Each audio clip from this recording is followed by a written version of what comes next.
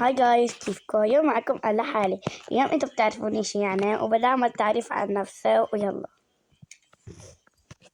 اول اشي انا عمري 9 سنين.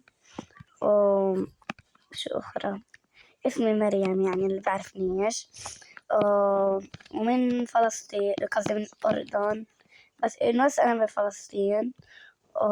هس وشو والله انا يعني بحب اكل كل الاشياء، وبحب اكل هيك. بحب المشاوي وهيك اشياء. وأنا الصف الثالث وبس.